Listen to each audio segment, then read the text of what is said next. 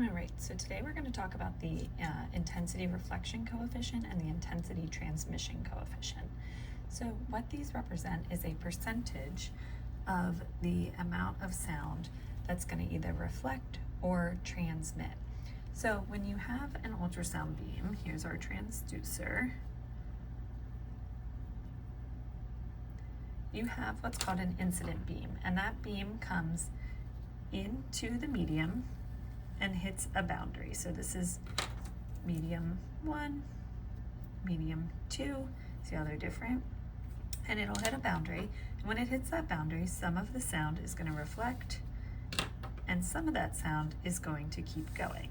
And what these coefficients do is tell us how much of this incident beam reflects, how much of the incident beam keeps going.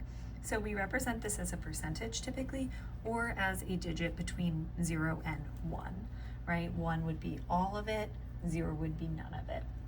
And so our incident beam is always going to be 100%, right? Which makes sense. We're sending in 100% of the sound, and then we're trying to decide how much of it reflects, how much of it transmits. So in order to do these, there's a couple different ways that we solve these problems. I'm going to start with the easiest math, and then we'll work up towards the hardest math. So for the easiest math, they're going to give you either the intensity reflection coefficient or the intensity transmission coefficient, and you're going to have to find the other one. So for instance, if they said that 20% of the beam reflected, you're going to have to figure out how much of the beam was transmitted.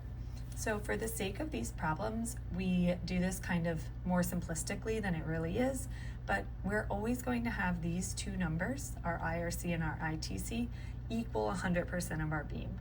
So we're saying that this beam comes down, and the only two things that happen is that some of the sound reflects, some of the sound transmits. So if 20% of our beam is reflecting, then 80% of our beam is transmitting. If we were going to represent this in the decimal instead of in the percentage, it would be 0.2 and 0.8 is how you might see it. So our intensity reflection coefficient in this case is 20% or 0.2, and our intensity transmission coefficient is 80% or 0.8. So 80% of the beam transmitted, 20% reflected. So let's do another couple like that before we move on to something harder. So here we have another set of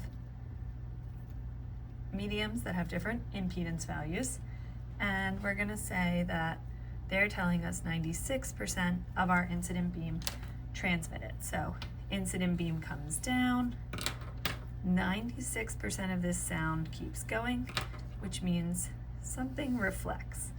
And in this case, we can do that math, and we know 4% reflects. Or if we were representing these with decimals, it would look like that. Right? So it's very simple math because these are always going to wind up equaling 100. So let's do one more. Your incident beam comes down, some of it transmits, some of it reflects, and let's say they give you the reflection coefficient at 72%. So now you're going to do 100% of your incident beam minus 72, and you're going to say 28% of this sound transmitted. So those are pretty straightforward.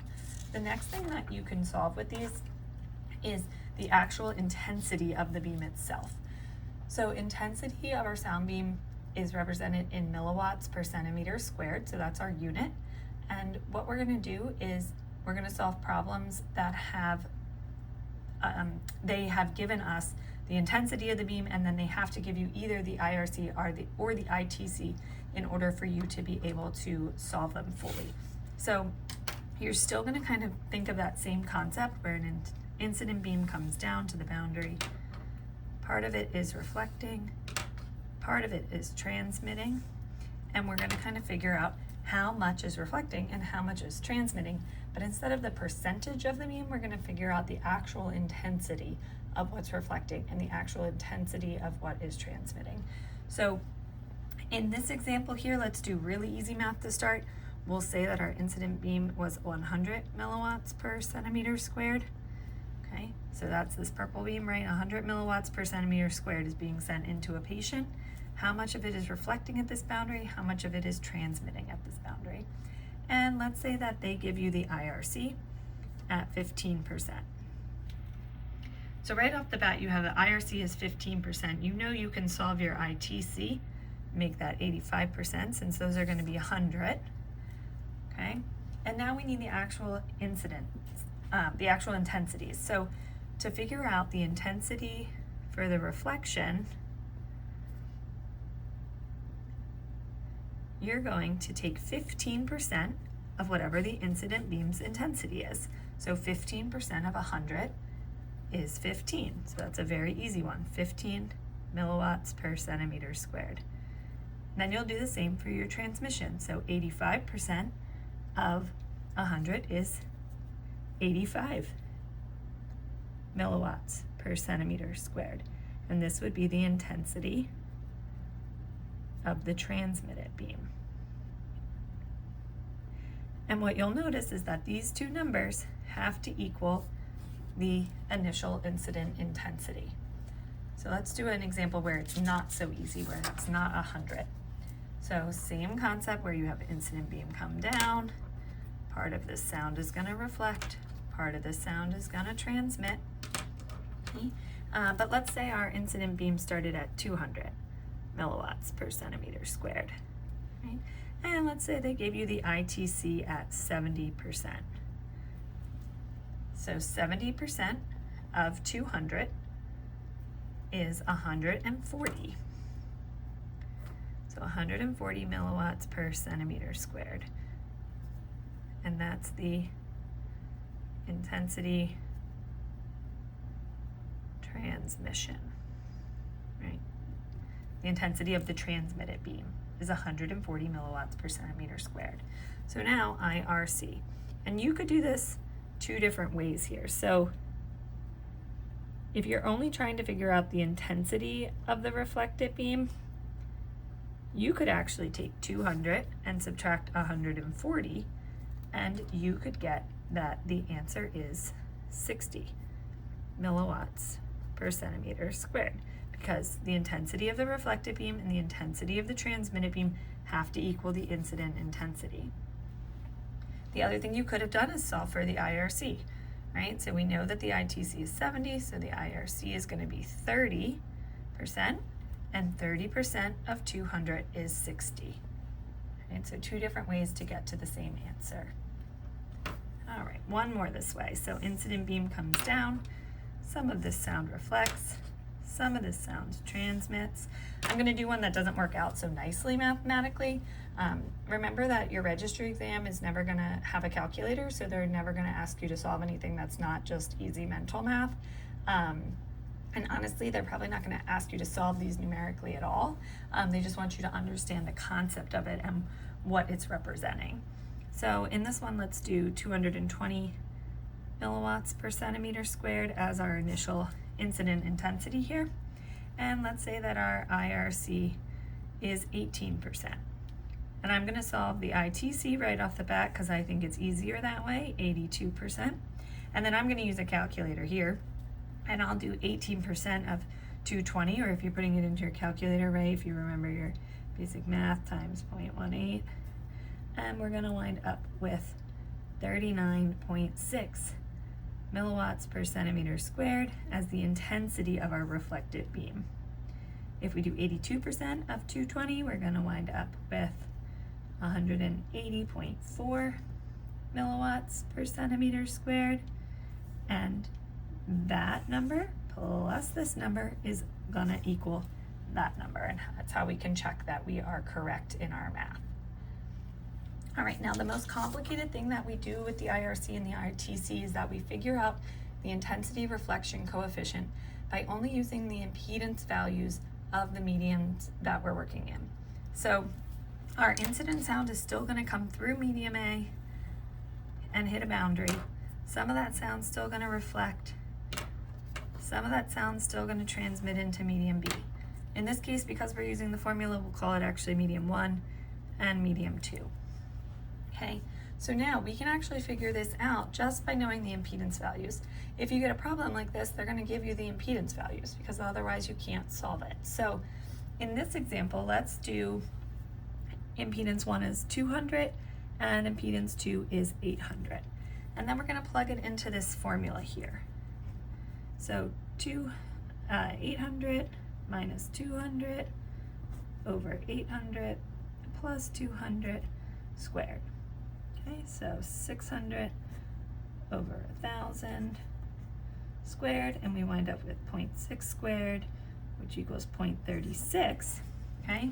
Which is okay to leave as 0.36 because that is a digit between 0 and 1, or we could call this 36%, which we're probably more used to seeing as our IRC. Right? So then if we wanted to figure out our ITC here, we could. We would know that it is 64%. Right? So with these impedance values, you're going to get 36% reflection, 64% transmission. So let's do another one. So incident beam comes down, some of it reflects, some of it transmits, and let's say that our impedances for this one, let's do 200 and 2,000. Now I'll rewrite the equation here so that we have it. It's Z2 minus Z1 over Z2 plus Z1 squared. All right, so we're going to plug in again. 2,000 minus 200 over 2,000 plus 200 squared.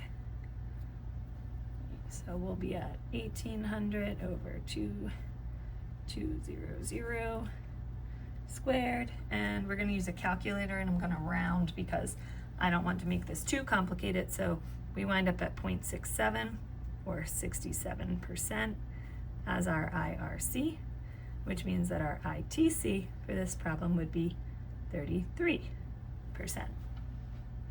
And I want you to notice something. So 2,000 and 200, 800 and 200. So these are pretty close together, impedance values, and we got a reflection coefficient of 36%. These are a little further apart, and we got a reflection coefficient of 67%. And we've been talking about how an impedance mismatch, the larger that the impedance mismatch is, the greater the reflection.